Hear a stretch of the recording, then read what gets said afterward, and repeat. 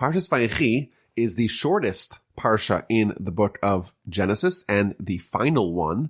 It clocks in at 85 verses, the only one that has fewer than 100 verses in the whole book of Genesis.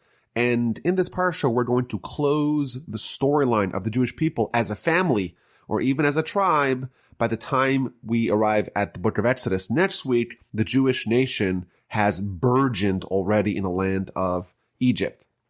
And if you look at this parsha in the Torah scroll, you'll notice an unusual characteristic. Usually, between each parsha, there is a break equivalent of 9 letters. You'll have a break in the actual Torah scroll where there's no letters written for the space of 9 letters. Whereas between last week's parsha, Parshas Vayechi, and this week's parsha, Parshas Vayechi, there is no break and there's no separation between the two. And the first Rashi in the parsha tries to answer that question. Why is this parsha closed up? There's no break between last week and this week's parsha. And he tells us 2 answers. Because in this week's parsha, Jacob's going to die. And when Jacob dies, the heart and the eyes of Israel are going to be closed up because of the pain and the suffering of the enslavement. Because when Jacob died, the enslavement began. And therefore, the parsha is kind of highlighting this degradation, the fact that the Jewish people's hearts were closed up, and the parsha mirrors that, and it too closes up, which is an interesting idea that the Torah is going to mirror the state of the Jewish people. If the Jewish people are going to be closed up, their hearts, their eyes are shuttered because of the pain that they're experiencing, the Torah will mirror that and reflect that it too will be closed up and won't have that break. But it's interesting. Rashi tells us here that when Jacob died, the enslavement began. In the book of Exodus, we find that that's actually not the case. We find that the Torah tells us in the book of Exodus the death of Levi, which is Jacob's son. And Rashi explains over there that the reason why it tells us when Levi died specifically, it doesn't tell us when the rest of the brothers died, with the exception of Joseph. It's because Levi was the one who lived the longest amongst his brothers. And when he died, that's when the enslavement began. The Egyptians waited until all the sons of Jacob were deceased before they actually started enslaving the Jewish people. So here Rashi says that it's the death of Jacob that kickstarts the enslavement. And in the book of Exodus, Rashi tells us something different, that it is the death of Levi, the son of Jacob, that kickstarts the enslavement. Which one is it? And the answer is that the enslavement was multifaceted. Of course, there was the actual physical enslavement. The Jewish people were forced to work. They were enslaved. But there was also a spiritual subjugation. There was also the effects of being acculturated, of being submitted to the way of life in Egypt, that the Jewish people were, so to speak, enslaved by Egyptian culture. They were influenced by the ways of the people around us, and that too constitutes an enslavement. When Jacob was around, the Jewish people or the Jewish family had nothing to worry about. He was such a beacon, such a leader, such an inspiration, they were not affected by the surroundings around them. However, once Jacob passed away, the spiritual enslavement began, and indeed it was only when Levi passed away that the physical enslavement, the second part of the enslavement, began as well. And it's interesting, if the enslavement is multifaceted, there's a physical and a spiritual enslavement, we will find in the book of Exodus that when the Exodus happens, when the redemption happens, it too happens on 2 levels. There is the physical redemption and there is the spiritual redemption. Perhaps the second way to understand this idea of the spaces between each parsha and not having that spaces here in this parsha because of the death of Jacob is that when you finish a parsha, you have time to reflect, time to ponder, time to internalize. But now, as the Jewish people are heading into exile, they're heading into enslavement, there really is nothing to reflect upon. There's nothing to ponder. You cannot internalize it. Sometimes there's nothing but faith. There may seem like there's no path forward, there's no way out of the maze, and there's nothing that you could do to figure it out, and there's no point necessarily on pondering and reflecting upon it. You have to just absorb it. So Jacob is living in the land of Egypt for 17 years, and he is 147 years old, and he is about to pass away. So he calls over Joseph and he tells him, Joseph, please, if I found favor in your eyes, please place your hand under my thigh. Please swear, give an oath, and do kindness and truth with me. Please do not bury me in Egypt. For I will lie down with my fathers, and you shall transport me out of Egypt and bury me in their tomb. Several weeks ago, we read about Abraham. He purchased this special cave of the patriarchs in the city of Hebron. Isaac is buried there with his wife, Rebekah. Abraham is buried with his wife, Sarah. Jacob already buried Leah, his first wife, there. He wants to be buried and be transported from the land of Egypt to Hebron to be buried there. But he wants to make sure that Joseph tends to this responsibility. So Joseph responds, I personally will do as you have said. Jacob insists that Joseph swears. Joseph swears, and Israel prostrates himself. Jacob bows down towards the head of the bed. So there's a few things to point out over here. First of all, the idea of chesed ve'emes, kindness and truth. Jacob wants Joseph to do kindness and truth with him by burying him in the land of Israel in the Cave of the Patriarchs. Rashi tells us that there's kindness that has truth and there's kindness that does not have truth. The only kind of kindness that you have that has truth is when you do kindness with the deceased. When someone is deceased, it's impossible for you to anticipate any future kickback. If I do kindness with someone, well, I can hope that sometime later on, they'll do kindness with me.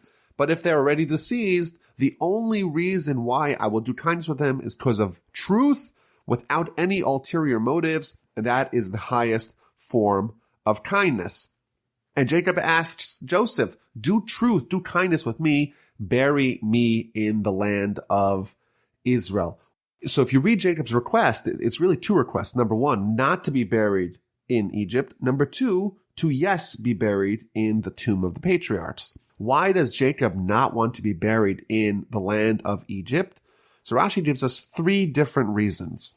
Number one, because Jacob prophetically sees that in the future, there's going to be the plagues that are going to strike Egypt. And the third plague is going to be the plague of lice. And the entire earth is going to be crawling with lice. And he doesn't want lice gnawing at his body. And this indicates that for us, even the body is holy. Of course, the soul is really our identity, and at death, the soul and body separate. But here we see that even after the separation of body and soul, even after the body has been divested of the soul, it's still holy, and Jacob does not want his body to be infested with the lice. That's the first reason why he doesn't want to be buried in Egypt. Secondly, very interesting, Rashi tells us that another reason why Jacob did not want to be buried in Egypt is because during the resurrection, the body has to roll to Israel to be reborn there. If the body is already in the land of Israel, it can be resurrected, no problem right away. However, if the body is outside of the land of Israel, it has to roll and tumble its way from wherever it is interred to the land of Israel to be resurrected there. Interesting. Thirdly, Rashi tells us is that Jacob did not want to be buried in the land of Egypt because he didn't want the Egyptians to deify him. Jacob was a hero in Egypt. When he arrived, Rashi told us that the famine ceased and the waters overflowed the Nile, and he was revered. And he was worried that if he was entombed there, he would be deified. And this is something we find out throughout Jewish history. We have such giants: Abraham, Isaac, Jacob, Moses, the great sages of the Mishnah, of the Talmud. And in our eyes, the eyes of the Jewish people, we realize that they're human. Even Moses, we're going to meet next week in the beginning of Exodus, the greatest human that ever lived, but also the one that is criticized by the Torah most frequently. We recognize that he is indeed human. The Gentiles, the Egyptians, they were so wowed by Jacob. Jacob was worried that they would make him into an idol. They would deify him, and he didn't want that, of course. So he wanted to be buried outside of Egypt. Of course, there was 2,000 years ago a renegade yeshiva student, JC, who taught some of the Torah of his teacher, Rabbi Yeshua ben Prachya, and the Gentiles were so impressed by what they heard. They had never heard Torah, and they deified him. Who knows what would have happened had the Gentiles been privy to the wisdom of the Rambam, of Maimonides? Perhaps they would have deified him as well. So Jacob does not want to be buried in Egypt, and he does want to be buried in Israel. So he asks Joseph. Joseph is the one that has the ability to make that happen. He, after all, is the viceroy of Egypt. He asks him to make that pledge, but also he makes him swear. Why does he make him swear? Why does he not trust him and just say, I'll trust your word? Why does he make him place his hand on his hip, on his thigh, and make him give an oath? So I think there's maybe a few ways to understand that. First of all, Joseph, of course, he was Jacob's child, but he was, after all, living in Egypt for a long time, and he was part of their hierarchy, and maybe he had some sort of allegiances towards his Egyptian self. And therefore, what Jacob was really asking is to him to make a clear and affirmative and authoritative and definitive decision. What are your allegiances? Are you a Jew first, or are you an Egyptian first? Are you going to bury me here in Egypt, or are you going to bury me in Israel? Joseph indeed swears, responds in the affirmative. Jacob bows to the bed. He knows that his bed is complete. He knows that all of his children are indeed going in the proper path. And we will see indeed at the end of the Parsha, perhaps there was another astute reason why Joseph had to make an oath, because had he not made an oath, Pharaoh would not have allowed Jacob to be taken to Israel. After Joseph swears in the affirmative, Jacob prostrates himself. He bows down to the head of the bed. Why does he do that? So Rashi tells us that hovering over the bed of sick people, of ill people, is the Shekhinah, is the divine presence. An interesting idea, that the divine presence is close to someone who is ill. Why? Because someone who is ill, someone who recognizes their vulnerability, they are close to God. To the degree that someone is confident, is certain in themselves, they have it all. They don't need to worry for a second. By doing that, by exhibiting that, by feeling that, they are repelling God from them. Our sages tell us that small children have a special divine guardian angel because they recognize their shortcomings. They recognize that they are fallible. They recognize that they can't do things on their own. That recognition of vulnerability brings God close to them and therefore affords them a special guardianship by God. Whereas someone who says, I got it all, I got it covered. Oh, you got it covered? God says, okay, you got it covered. You could take care of it. You don't need my help. And indeed, you're on your own. Chapter 48 begins, and Jacob is ill, and Joseph is given a message that your father is ill. So he takes his two sons, Manasseh and Ephraim, with him to go to Jacob to get a blessing from him before he passes away. And Jacob invokes to Joseph the blessing that he received from God. God told him, I will make you numerous and fruitful. I will make you a congregation of nations. Rashi explains that what Joseph is being told here is that God promised that he's going to have more tribes descending from him. Even after Benjamin was born, there's going to be 2 more tribes. And therefore, before Jacob is about to pass away, he is going to nominate Ephraim and Manasseh to be 2 more tribes of the Jewish people. And now your 2 sons who were born to you in the land of Egypt before my coming to you in Egypt shall be mine. Ephraim and Manasseh shall be like Reuben and Shimon, like my 2 sons, Reuben and Shimon. Your 2 sons will be the same. They too will have that same stature as heads of tribes. But all your subsequent children that are born afterwards, after I arrive to the land of Egypt, they shall be part of either the tribe of Ephraim or the tribe of Manasseh. And Jacob continues to talk about what happened to Rachel when Rachel died. Rachel died as they were about to enter the land of Canaan, and they were very close to the city of Hebron, to the burial spot of Abraham and Isaac, of the tomb of the patriarchs. But Jacob did not bury her there. Rather, he buried her on the road to Ephrat, which is Bethlehem. Jacob knows that Joseph is disappointed that he didn't bury his mother, Rachel, in the tomb of the patriarchs. But Jacob tells him, I want to let you know that I didn't do it because of my own decision. I did it because the Almighty instructed me to do it. Why? Because sometime in the future, when the Babylonians are sending the Jewish people in chains to Babylon after the destruction of the first temple, they're going to stop along this same road and they're going to pray by Rachel's tomb, and Rachel in heaven is going to invoke mercy from God. And therefore, the Almighty told me, place Rachel over here because she is going to be of vital importance to her descendants many, many hundreds of years down the line.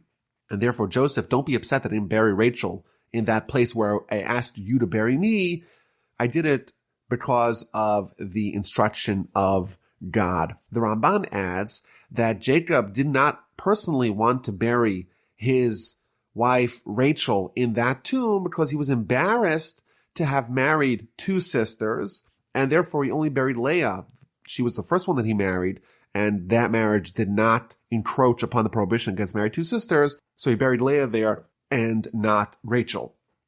And then Jacob turns his attention to the sons of Joseph. And then Israel saw Joseph's sons and he said, who are these? So if we read this simply, it seems like Jacob is getting old. He's maybe going a little senile and he doesn't recognize his grandchildren. Rashi says something fascinating. He sees the sons of Joseph and he wants to bless him, and prophecy departs from him. Why? Because terrible sinners are going to descend from both Ephraim and Manasseh. So there's a few takeaways from this. First of all, Jacob is such a prophet that he's able to see in Ephraim and Manasseh, he sees those two people, but he actually is able to filter through all their future descendants. The descendants of the future are already inherent in the forebearers centuries prior. He sees Ephraim and Manasseh, and there's something within them already today that indicates that there's something problematic in the future. And therefore he asks, who are these people? These people are not worthy of receiving my blessing. Joseph convinces him, these are my sons who God has given to me. And Jacob says, okay, bring them to me and I will bless them. And this blessing is going to be quite dramatic. Jacob is old and he's going a little blind like his father Isaac before him. And Joseph brings the two children close to him. He kisses them. He hugs them. He's so excited that I was hoping maybe to see you. And now I get to see not only you, I get to see your children as well. And then something very dramatic and unusual happens. Jacob is going to give a blessing to each one of these children, and he's going to place his right hand on the child deserving of the greater honor. Who is that? Well, Joseph thinks that it's Manasseh, because Manasseh is older. So therefore, Joseph takes Manasseh to his left, which is Jacob's right, and Ephraim to his right, which is Jacob's left. And Jacob maneuvers his hands, he swats them, he crosses them over, and places his right hand on Ephraim and his left hand on Manasseh. And the commentaries tell us something very interesting here. Jacob was old and was blind, and there were two children brought before him, and what he wanted to do was not the same as what the person who brought those two children wanted to do. Does that sound somewhat familiar? The Baal HaTurim says yes. When Isaac was old, when Isaac was blind, Jacob coordinated the switcheroo where he took the two sons, meaning him and his brother Esau, and he switched the two. And similarly, almost tit for tat, when Jacob is old and Jacob's blind, someone else is going to take two sons and swap them. Jacob begins his blessing by blessing Joseph, and he tells him, O God, before whom my forefathers Abraham and Isaac walked, from my inception until this day, may the angel who redeems me from all evil bless the lads, and may my name be declared upon them, and the names of my forefathers Abraham and Isaac, and may they proliferate abundantly like fish within the land. So Jacob begins his blessing, and it's a blessing to Joseph that his children flourish, may they proliferate abundantly like the fish within the land. But meanwhile, Joseph is perturbed because he sees his father switching his hands, and he tries to fix the problem. And Joseph says to his father, not so, father, for this is the firstborn. Place your right hand on his head. But his father refused, saying, I know, my son, I know. He too will become a people, and he too will become great. Yet his younger brother shall become greater than he, and his offspring's name will fill the nations. Continuing the theme that we've seen time and time again throughout Genesis, it's the younger brother who will triumph over the older brother. Ephraim is going to be greater than Manasseh, and therefore it is worthy for him to receive the greater blessing. Why is Ephraim going to be greater than Manasseh? Says Rashi, because Joshua, the disciple of Moses, is going to be a direct descendant of Ephraim. He is going to conquer the land of Israel for the Jewish people, teach them Torah, and therefore Ephraim and the whole tribe of Ephraim is greater than the tribe of Manasseh. He too, Manasseh, will have great descendants, but nothing that will equal to Joshua, and therefore Ephraim is worthy of the greater blessing. And then in verse 20, Jacob blesses Ephraim and Manasseh themselves. And he says, by you shall Israel bless, saying, may God make you like Ephraim and Manasseh. Yisimcha lekim to Ephraim and Manasseh, and he placed Ephraim before Manasseh. The blessing that Jacob gave to Ephraim and Manasseh is that they will be the model. They will be the template through which all fathers, all parents bless their children. When we today, in 2018, 2019, we bless our children, we say, may God make you like Ephraim and Manasseh. In fact, many families, our family, for example, we have a tradition to bless our children every Friday night. What blessing do we give to our boys? Yesimcha Elokim Ephraim and Manasseh. May God make you like Ephraim and Manasseh. Why are these two boys the model that we tell our children, we hope, we pray that our children will become? So the commentaries tell us that these two children really are two sons that survived and thrived in the exile. There were many existential threats facing these children. Ephraim and Manasseh, they grew up in Egypt, submerged in Egyptian culture, yet they maintained their convictions, their commitments to Torah, to its ideals. They were able to withstand the onslaught around them, and therefore we too hope that our children, even though they grow up in maybe a morally bankrupt society, they too can flourish. Ephraim and Manasseh, they were like Reuven and Shimon. They did not suffer the degradation of the generation that's typical. They were the only grandsons of Jacob that were equal to his sons, and that's something that we hope and yearn that our children will have. A, that they will flourish despite the threats around them. B, that they will not suffer the ill effects of the changeover in the generation. They will be able to maintain the stature of their parents.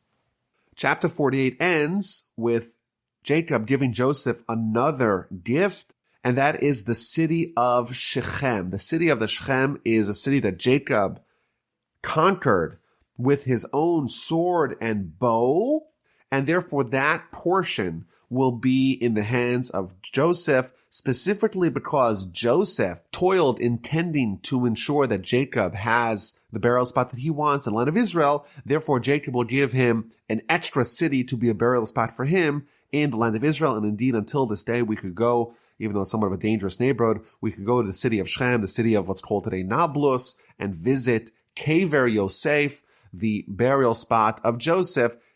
Jacob gave it to him specifically because Joseph agreed to tend to Jacob's burial.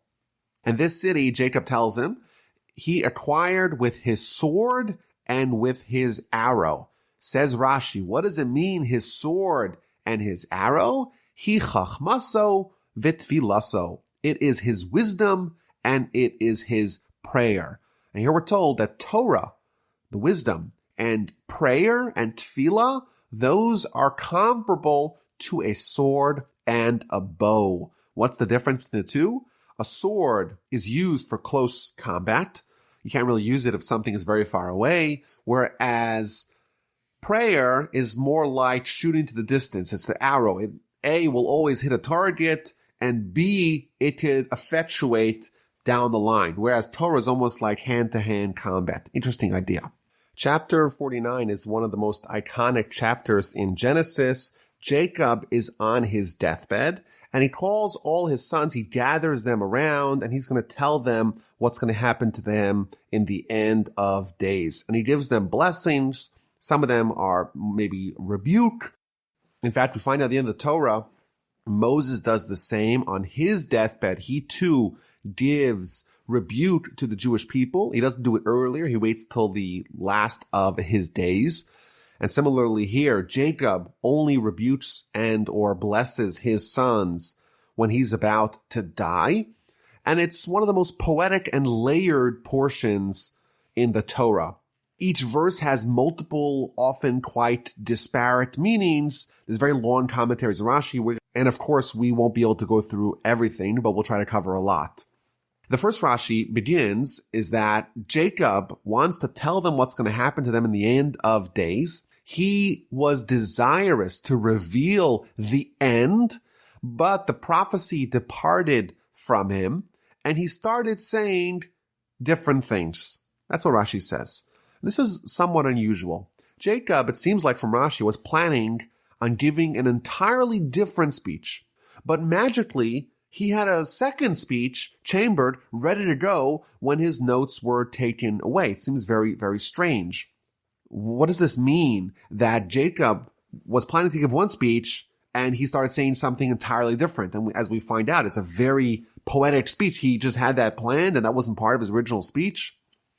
So the theory here is that even when Jacob was giving a rebuke, it really was a blessing. What he was revealing to his children, as we will go through one by one, he was revealing their root, unchangeable character. What was the nature of each one of his sons? And this is quite valuable. It's a blessing. If someone knows their character, they know the tools and the drawbacks that they have, and they're able to navigate life more successfully. If you know what strengths you have and you know what weaknesses you have, you can set up yourself for success based upon that important information. And therefore, even the sons that he rebukes, we find it is a great blessing because he is giving them tremendous information that they could use towards directing their life in the right path. So maybe what actually Jacob wanted to do and what Jacob did, those two things are not so distant. He wanted to reveal the end. He wanted to reveal the destination. He wanted to reveal the destiny of each one of his children. And he wasn't able to do that. The prophecy departed from him. But instead, he revealed the tools that they're going to use to get there. Meaning that was all part of his speech. His speech was where you're going and how you're going to get there. And he wasn't allowed to say where you're going, but he still maintained the second half of his speech, the how you are going to get there, and you're going to get there via the innate tools that you have. So he begins with Reuben, you are my son, my strength, and my initial vigor, foremost in rank and foremost in power. Reuben was the firstborn, and therefore he was rightfully supposed to be the firstborn. He was supposed to be the king. He was supposed to be the priest. He was supposed to have all the accolades, all the special titles that were supposed to be dispensed. However, water-like impetuosity, you cannot be foremost, because you mounted your father's bed and you desecrated him who ascends upon my couch. Because of your water-like impetuosity, because you make decisions rashly, maybe even emotionally, without properly evaluating the pros and the cons, therefore you're going to lose those positions that you were destined to have. And of course, that sounds terrible. If you are Reuben, this doesn't sound like a blessing at all. Jacob reveals to him, you were supposed to be the king, you're supposed to be the priest, but you know what? You lost it, because in the episode of Bilhah, after Rachel died, you dragged Jacob's bed. You got involved in Jacob's conjugal life, and that showed a certain impetuosity. That showed that you didn't actually think before you acted, and therefore, as a punishment, you are losing the kingdom, you are losing the priesthood. But if we understand this on a deeper level, we realize it's not a punishment at all. Jacob's revealing that Reuben has some innate character that is impetuosity. He acts before he thinks. You know what's the worst job for someone with that character? For someone like that to be a king. A king who wields tremendous power. If they use that power in this manner, and they use it without thinking, it could be detrimental to the country. And therefore, for someone like that, someone who's particularly ill-suited to be a king, it's in fact a great blessing to know that they are ill-suited to be a king and to be told you are no longer a good candidate for this role. In addition, the priest has to deal with very complex, labyrinthine laws in the temple. And if you mess up the order or if you act in an improper way, it could be disastrous. And therefore, Jacob reveals to Reuben, you two are not suited for that job. It sounds like a curse, but really it is a blessing. And then he moves on to Shimon and Levi. Shimon and Levi are comrades. Their weaponry is stolen craft. And he's invoking what happened with the city of Shechem when they slaughtered an entire city. The craft that you used was stolen. You stole it from Esau. It's not me acting, it is your uncle. You stole his method of behavior, that of total violence. In their conspiracy, may my soul not enter. With their congregation, do not join my honor. For in their rage they murder people, and at their whim they hamstrung an ox. In the future, there's going to be very upsetting incidents with the tribe of Shimon and the tribe of Levi. Levi is going to spawn Korach, who's going to mount a rebellion against Moses. The head of the tribe of Shimon is Zimri, who's going to very publicly act in a very immoral way. And when their ancestry is attributed, it's going to go up to, but not including, Jacob. He's going to say, in their congregation, in their conspiracy, I don't want a part of. They're not acting like me, like my children. They're acting like Esau, and therefore it does not associate back to me. Accursed is their rage, for it is intense, and their wrath, for it is harsh. Jacob is cursing not them, only their anger. I will separate them from within Jacob, and I will disperse them in Israel. And this too can be construed as a blessing. Shimon and Levi, they're comrades. A few weeks ago, we had Joseph separating Shimon from Levi because they're a very dangerous duo. These people, they are inspired by brotherhood, maybe even by nationalism. When they're together, they get riled up and they could turn into a mob, and a very dangerous and violent mob. And that is a character that they have built in. It's natural. And therefore, Jacob is telling them that they're acting improperly. And he's highlighting their characteristic that is flawed. And he's also telling them the solution. I will separate them within Jacob, and I will disperse them within Israel. The tribe of Shimon, they're going to be traveling peddlers. They're going to be scribes. They're going to be teachers of school children, but they're going to be scattered throughout the land. And because they're scattered throughout the land, they're not going to be able to bond together to have this toxic mix and to explode in anger. Similarly, the tribe of Levi, they're going to be the priests, and they're going to be scattered, dispersed throughout the land. They're not going to have one tribal ancestral homeland. They're going to be everywhere, and therefore they won't have this unity that could lead to a tinderbox of violence. And now Judah, the fourth brother, he hears this rebuke that's being dispensed to Reuben, Shimon, and Levi, and he starts to recoil. He says, well, what's going to be is now Jacob going to rebuke me for what happened with me and Tamar? And Jacob tells him, no, Judah, your brother shall acknowledge, your hand will be at your enemy's nape. Your father's sons will prostrate themselves before you. You displayed the characteristics of leadership, of kingdom, by saving your brother. Joseph, you were the one to say we shouldn't kill him. You admitted that you were wrong in the episode of Tamar, and therefore you are going to be the king. You displayed gallantry, and therefore you will merit David and Solomon. The lions of Israel will be your descendants. A lion cub is Judah.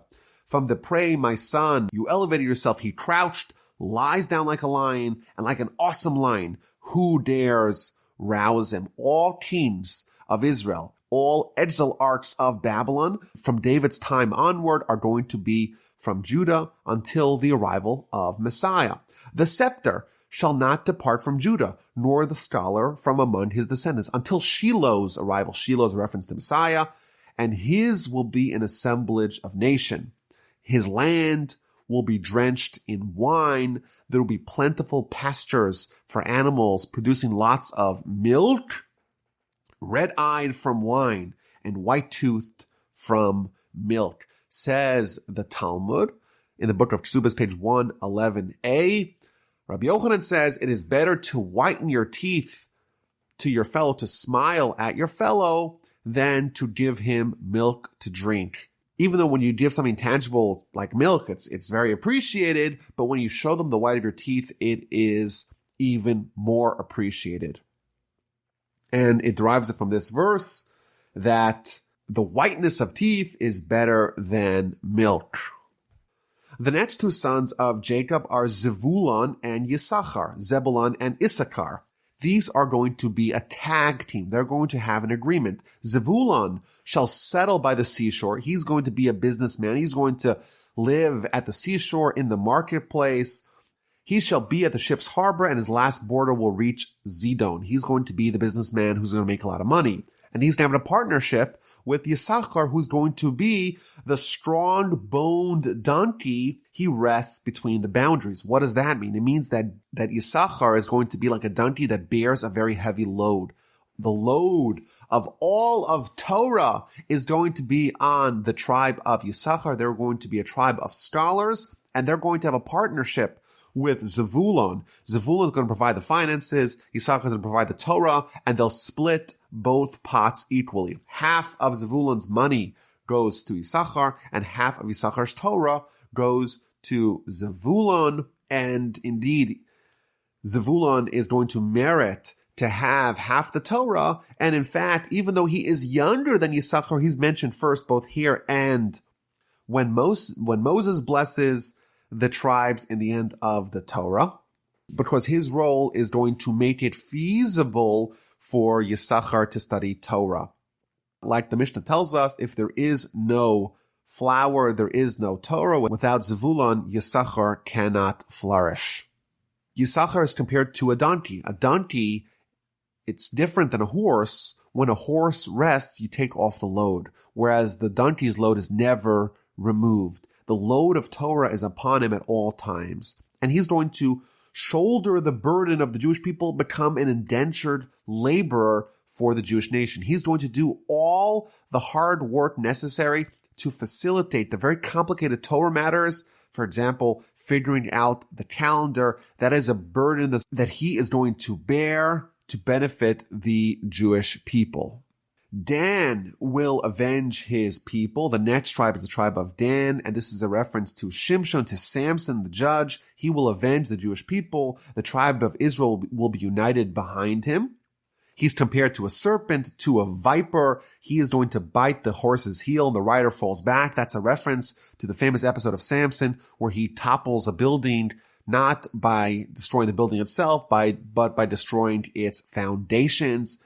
God is going to be a regiment that will retreat on its heels. That's a reference to the tribe of God. They're going to actually live on the east bank of the Jordan River. They're going to live in the lands conquered by Moses. However, they will join their Jewish brethren. They will cross over the Jordan, cross over and engage in the war of conquest of the west bank of the Jordan with Joshua, even though they're going to live on the east bank, and they'll conquer the land with legions, but none of them will perish in the war. They will all retrace their steps and return to the east bank.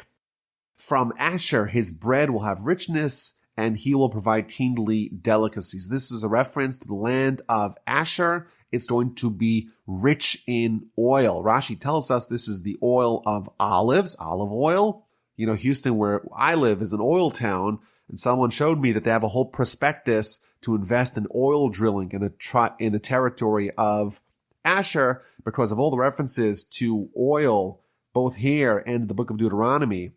When there's a blessing to the tribe of Asher, it's referencing oil. Maybe there's actually lots of oil there. Naphtali is compared to a swift deer.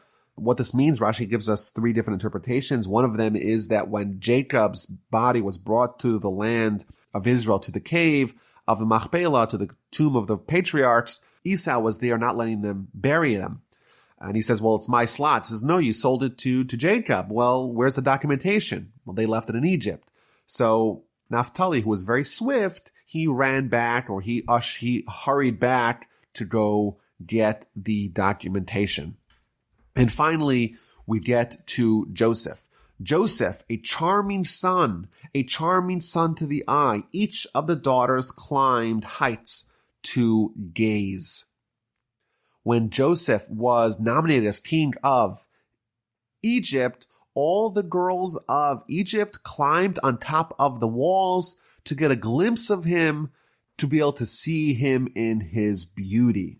He's also a charming son to the eye. So Rashi gives us a whole bunch of interpretation of what that means. But it tells us, for example, one of them is that when Jacob and his family were about to meet Esau, the mothers preceded their children, with one exception. When Rachel was going to meet Esau, Joseph went in front of her, made himself big, and tried to block Esau from looking at his mother. And he said, and his rationale was that this wicked one, he should not place his eyes upon my mother. And that is part of the blessing here to Joseph, that Jacob is highlighting that you made yourself big upon the eye of Esau, and therefore you merited greatness. Alternatively, Joseph is on top of the eye, meaning that in his descendants, the evil eye will have no effect. He will be immune from the Ayin Ra, from the evil eye. They embittered him and became antagonists. The arrow-tongued men hated him. Jacob is invoked in the fact that Joseph did not have a very easy life, but his bow was firmly in place and his arms were gilded from the hands of the mighty power of Jacob. From there, he shepherded the stone of Israel. What does this mean? Various interpretations in Rashi. Either it's a reference to him receiving kingdom from God and becoming the rock of Israel, or it's a reference to him overcoming the seductions of Potiphar's wife, of his master's wife, via conjuring the image of his father in the window. Jacob increases the blessings given to Joseph. The blessings of your father surpass the blessings of my parents to the endless bounds of the world's hills. Let all the blessings that I had be upon Joseph's head, and upon the head of the exile from his brothers. And finally, there is the last tribe, the last son of Jacob, is Benjamin. Benjamin is compared to a predatory wolf. This is one of the many times that the children of Jacob are compared to animals. In the morning, he will devour prey, and in the evening, he will distribute spoils. The morning, that is a reference to the beginning of the nation's zenith. The first king of Israel is Saul, who descends from the tribe of Benjamin, and he will conquer booty. And in the waning hours of our peak in the evening, Mordechai and Esther, in the Purim story, they too are from the tribe of Benjamin, and they will distribute and divide the spoils. And thus concludes the blessings that Jacob gave to his children. All these are the tribes of Israel, 12, and this is what their father spoke to them, and he blessed them, and he blessed each according to his appropriate blessing. Rashi tells us that he actually included them all in one collective blessing, and even each individual blessing that he gave to each individual son, he also spread that out to the rest of his sons. Right before Jacob passes away, he once again reiterates his command to all of his children to be buried in the land of Israel, in the field of Ephron the Hittite, in that cave of Machpelah, where Abraham, Sarah, Isaac, Rebekah, and Leah are buried. Jacob finished instructing his children. He drew his feet onto his bed. He expired and was gathered to his people. Rashi quotes the Talmud that Jacob, in fact, didn't die. What that means is that he didn't suffer the same effects of death. It was a seamless transition from life to death. His soul and his body were separated the same way someone takes off a pair of pants. Chapter 50 is the final chapter in the book of Genesis. Jacob has passed away. Jacob is embalmed for 40 days. He is mourned for 70 days. All of Egypt mourns him. Like we said, he's a great hero. And now it's time to transport him back to the land of Israel to bury him as Joseph had promised. So Joseph goes to Pharaoh and says to Pharaoh, my father made me swear, telling him, saying, behold, I am going to die. Bury me in my grave, which I have hewn for myself, the land of Canaan. There you are to bury me. Now I will go up, if you please, and bury my father, and then I will return. So Pharaoh responds, "Go up and bury your father as he made you swear." Says Rashi, what he's telling him is that the only reason why I'm letting you bury him in the land of Israel is because he made you swear. But if he did not make you swear, then I would not allow you to do it. And what was Pharaoh's calculus? Why did Pharaoh allow Joseph to bury his father in the land of Israel? Because he made him swear. Why does that matter? Rashi tells us that there was another agreement that Joseph had with Pharaoh. In the land of Egypt, in order for someone to be Pharaoh, they have to know all the languages. And when Joseph met Pharaoh and they started investigating which languages does Joseph know, which languages does Pharaoh know, it turns out that Joseph spoke Hebrew, but Pharaoh did not. And therefore, by Egyptian law, Pharaoh was disqualified from being Pharaoh. But Joseph said, you know what, don't worry about it. I won't reveal it. No one will know. This will be our little secret. And in fact, Joseph swore to that effect. He swore that he's not going to reveal the secret. And therefore, Rashi tells us that the reason why Pharaoh allowed Joseph to bury Jacob in the land of Israel because of an oath was because he was worried that if he forces him to transgress on that oath that Joseph gave to Jacob, maybe he will come to transgress the oath that he gave to Pharaoh. And this does not necessarily mean that this will be immediate, that immediately after Joseph is forced to transgress one oath, he'll right away go announce to the tabloids that Pharaoh doesn't speak Hebrew. No, the meaning is that Joseph was someone who was a man of truth, and therefore he was not accustomed to lying. He would always say what's true, and he would keep his word. But Pharaoh recognized that if he forced him to transgress one oath, that could lead to a slippery slope. He'll become calloused and desensitized to oaths, and therefore there may come a time in the future where Joseph will reveal the secret, transgress the second oath, that'll only happen because he was already accustomed to transgressing oaths. So Joseph went up to bury his father, and with him went up all of Pharaoh's servants. There's a very lengthy description of Jacob's funeral procession. All of Jacob's servants, the elders of his household, all the elders of the land of Egypt, and all of Joseph's household, his brothers and his father's household, everyone. Only the young children and the flocks and the cattle did they leave in Goshen. And they traveled with chariots and with horsemen. The camp was very large. They arrived in Gorna-Atad. There was a very long and great eulogy. There was 7 days of mourning. Everyone was mourning. The Talmud says that all the kings of the land of Canaan paid tribute to Jacob. They put their crown on top of his bier, and his sons did for him exactly as he instructed. His sons carried him to the land of Canaan, and they buried him in the Cave of Machpelah. Rashi tells us that this was his sons, not including Joseph.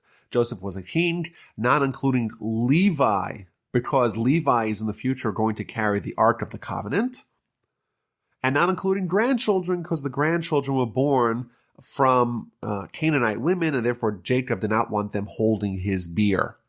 The Talmud tells us that when they arrived in the cave by Machpelah, Esau was there. Like we said earlier, he demanded evidence that this indeed belonged to Jacob, and Naphtali ran down to Egypt to try to retrieve the evidence. But Hushim was the only son of Dan, and he was deaf. And he wasn't following exactly what was happening, but he realized that something odd was happening.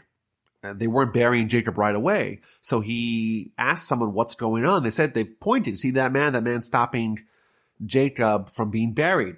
And he got enraged. He says, this person is going to stop Jacob from being buried. He grabbed a stick. He hit him really hard in his head. He decapitated Esau. Esau's head rolled into the cave, and they buried Jacob. It's been pointed out, and we've mentioned this in the past, that Esau, in his head, he was like the rest of the forefathers. Intellectually, he was equal to Abraham, Isaac, and Jacob. The problem was that it didn't filter down to his body, and therefore it's poetic justice that his head and his head alone is buried in the tomb of the patriarchs. His body is buried elsewhere. So everyone heads back to Egypt, and Joseph's brothers realize that they may have a problem. maybe now Joseph will actually unleash his revenge against them now that Jacob has deceased. So they make up a story and they tell Joseph, your father gave orders before his death, saying, thus shall you say to Joseph, please kindly forgive the spiteful deed of your brothers and the sin that they have done for you. And they say, listen, forgive us what we've done. We'll be your slaves. But Joseph said to them, fear not, for am I instead of God? Although you intended me harm, God intended it for good. In order to accomplish, it is as clear as this day, that the vast people be kept alive. Joseph tells them, am I instead of God? If I wanted to harm you, could I even do it? After all, there was 10 of you. All 10 of you tried to harm me, but because God had different plans, I wasn't harmed. And in fact, it ended up very well. If I'm only one person, I want to harm you and God doesn't want to harm you, I can't possibly do it. And Joseph continues to comfort them, to speak to their hearts, to provide them reassurance. So now fear not, I will sustain you and your young ones. Thus he comforted them and he spoke to their heart. And the parsha and the book ends. Joseph dwells in the land of Egypt, him and his father's household. He lived to 110 years old. He was able to see his great-grandchildren flourish. And Joseph, in the third to last verse of the book, tells his brothers, I'm about to die, and God will surely remember you and bring you up out of this land to the land that he swore to Abraham, to Isaac, and Jacob. And just like I took Jacob out of here, remember and take my bones out of there. Joseph died at the age of 110. They embalmed him, and he was placed in a coffin in Egypt. Joseph tells his brothers and tells the Jewish people a secret code, Pakod Yifkod Elokim Eschem, God will remember you. These words are a secret code that's going to be uttered by Moses when he's going to lead the Jews out of the land of Egypt. He's going to say these magic words, Pakod Yifkod, God will remember us. Chazak, Chazak, V'nis Chazek. We have concluded the book of Genesis. It began with Adam. It ends with the death of Jacob's children. The Jewish people are now a veritable nation. And in the very first chapter of the book of Exodus, as we will read next week, things are going to head south very precipitously in the land of Egypt.